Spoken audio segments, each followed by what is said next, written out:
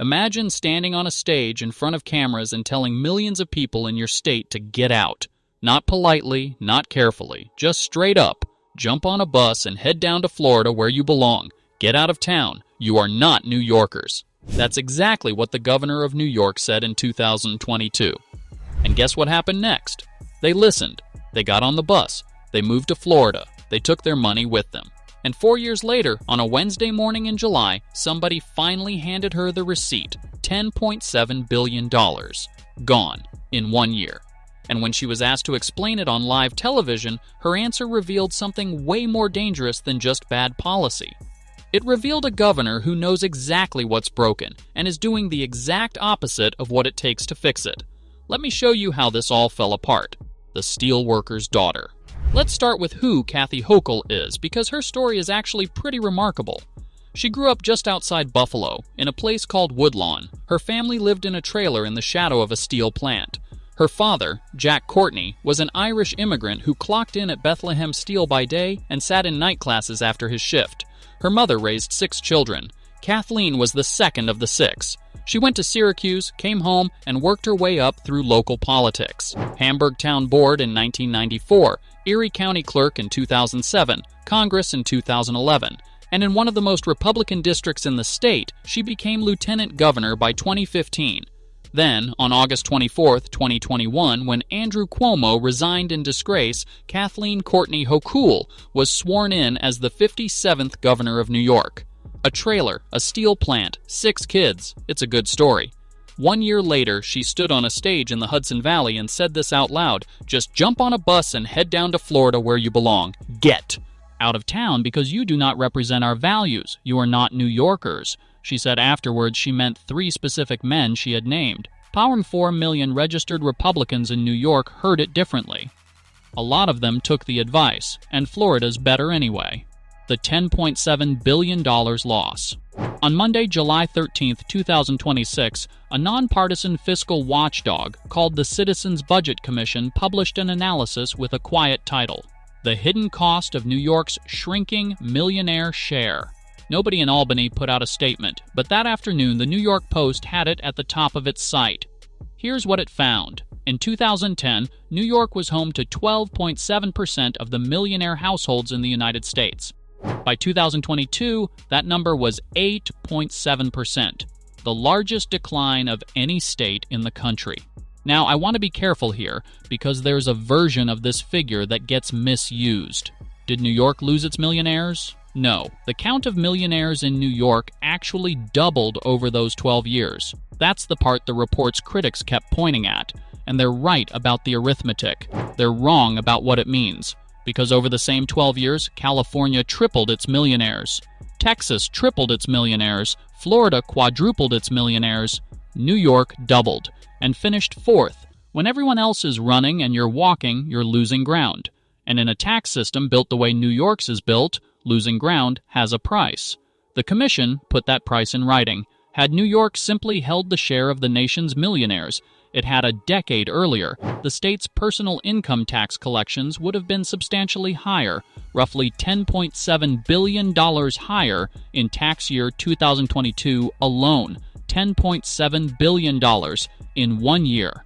That's not a rounding error in a budget document. For comparison, it's more than the state handed New York City in this year's budget to keep the city's books upright. 1 year of slippage in one column, and it's bigger than the bailout. And nobody at the Capitol disputed the arithmetic. The 1% paying 45% of the taxes. Here's the part that should scare you. In New York, the top 1% of earners pay about 45% of all state income taxes. That figure comes from Jared Walsack, a senior fellow at the Tax Foundation, who told the Post that state revenue is very reliant on high earners staying put, and this has been a challenge in recent years. Read that slowly again, because it's the whole ballgame. 1% of the filers, 45% of the income tax, and personal income tax supplies more than half of every dollar the state collects in the 2026 fiscal year. So New York is not a state that happens to have wealthy residents. New York is a state engineered deliberately over decades to run on them, which is a fine arrangement right up until those people can work from anywhere. The federal numbers say they can. In the most recent IRS interstate migration data, all 10 counties in America with the largest net loss of taxpayers sit in either New York or California. Queens lost 17,719 filers, the second biggest net loss in the country. The Bronx lost 16,319. And then there's Manhattan, which is the strangest number in the file. Manhattan attracted more new interstate tax filers than any other county in the United States. It also lost roughly $22 billion in adjusted gross income. How does a place gain people and lose money at the same time? Because the people showing up earn less than the people leaving on a jet plane. Manhattan is not emptying out. Manhattan is just trading down. The interview that exposed everything. On the morning of July 15, 2026, Governor Hochul sat down in a television studio for an interview on Fox 5's Good Day New York. Two anchors, Rosanna Scotto and Dan Bowens. They had already been through data centers, homeless encampments, and involuntary commitment laws. Then Scotto changed the subject. Can we talk about the latest report from the Citizens Budget Commission? Their latest report basically said wealthy individuals are moving out, families are moving out, and single filers are coming in. People who really can't afford New York City are coming here. Then she laid out the bailout and the deficit and asked, how do we stop this? Here's the first thing the governor of New York said in response, word for word. Well, first of all, the data that came out is from 2022. That's it. That's the opening move. Not the plan, not a number, not a program. It's a date. Scotto didn't let it go. Do you think it's any better? We had an $8 billion budget deficit this year. The governor responded with a chain of causes, none of them her fault. She blamed the repeal of the state and local tax deduction in 2017. She blamed the pandemic in 2020. She blamed people with a second place in Palm Beach deciding to stay there. Scotto tried once more. I don't think that's a problem now. And the governor said, but here I am today. I am doing what I can to stop that because I believe that we should not be raising taxes on high net worth individuals. She wouldn't raise taxes on the companies creating the jobs either. Then she summed up the whole approach in 5 words. I want to expand the pie. I've gone back over that answer more than once, and I still can't tell you what expanding the pie costs or what it funds or when it begins. No figure was attached that morning. None has been attached since. Now hold that against what she said in March. On March 11th, 4 months earlier, Hochul sat for a fireside chat with Politico's Albany Summit and said the quiet part into a microphone. Her state's tax base, she said, has been eroded. She asked the wealthy New Yorkers still in the room to write her checks and then go down to Palm Beach and see who they could bring back home. She described high earners who once had no choice but to work in Manhattan as people who were captives to our state. So which is it? In March, the base is eroded and she needs the captives back. In July, the data is from 2022. That defense had one problem. 2 days before she used it, a fresh set of numbers went live on a state government website. Not 2022 numbers, 2024. And they weren't published by a Republican or a think tank or a newspaper. They were published by a man New Yorkers have elected statewide as a Democrat since 2007. His name is Thomas DiNapoli, and he's been comptroller of the state of New York for 19 years. A Democrat, elected statewide over and over by the same voters who elected her. In July, his office launched a taxpayer migration dashboard built on filings from the New York State Department of Taxation and Finance. Not a think tank's estimate, the state's own returns. Here's what it showed in 2024. 121,251 taxpayers moved into New York. 34,913 taxpayers moved out. Net loss, 13,662 filers statewide. That works out to about 1 in every 1,000 resident taxpayers, which honestly sounds survivable. Then you sort it by income. Among filers earning more than $500,000, the net out-migration ran closer to 1 in 100, 10 times the statewide rate. The higher the income, the higher the exit rate. But the number that should stop you is not that one. Sort DiNapoli's data by size, and the single largest group of departing New Yorkers is not billionaires. It's not Wall Street. It's married couples earning $100,000 to $500,000 a year.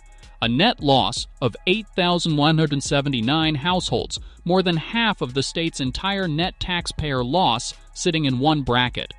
And that bracket is a school teacher married to a plumber, two people in their 50s who sat down at a kitchen table, added it up, and decided the arithmetic no longer worked for them. So put the four pieces on the table. The commission says New York's share of the country's wealth collapsed harder than any other state. The tax foundation says 1% of filers carry 45% of the income tax.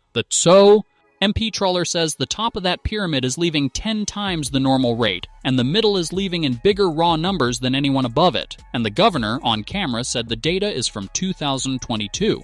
She knew that's the part that lands hardest. In March, she stood in Albany and said the tax base had been eroded. In her own words, unprompted. And 4 months later, she was asked about the bill. She said the numbers were old. But here's the part that got almost no coverage at all. After the governor finished explaining why she wouldn't raise taxes on high-net-worth individuals, Scotto asked one more question. She asked about the luxury housing market, about $10 million apartments sitting unsold, and about the pied-à-terre tax. Hochul defended it. She talked about Russian oligarchs and Saudi princes and people who are not necessarily New Yorkers buying a second home or a third or a fourth. She set the line at a $5 million apartment. And then she said this: "You're not paying your fair share to basically be a New Yorker." Same broadcast, same anchor. Roughly 3 minutes after saying, "We should not be raising taxes on high-net-worth individuals," the governor of New York defended a tax on high-net-worth individuals and told them they weren't paying their fair share. That's the entire pattern inside one interview. The diagnosis and the prescription came out of the same person on the same morning, and the prescription was more of the disease. She said the base was eroded in March. She called the erosion old news in July, and in between, she signed on to a tax pointed straight at the people the report said were already gone. You've read the transcript her own press office published on a state website. Most people who saw this story last night saw 15 seconds of it. That's it. This is not a governor who got caught off guard by a question. This is a governor carrying two answers and picking whichever one the question calls for. 4 years ago, a steel worker's daughter raised in a trailer in the shadow of a steel plant stood on a stage and told people to get on a bus and go to Florida. Get the hell out! They got on the bus. And on Wednesday morning in July on live television, somebody finally handed her the receipt. If you want the next breakdown like this the day it lands, you've got to hit that subscribe button and turn on that bell. And leave a comment below because I want to know which line in that interview clicked for you.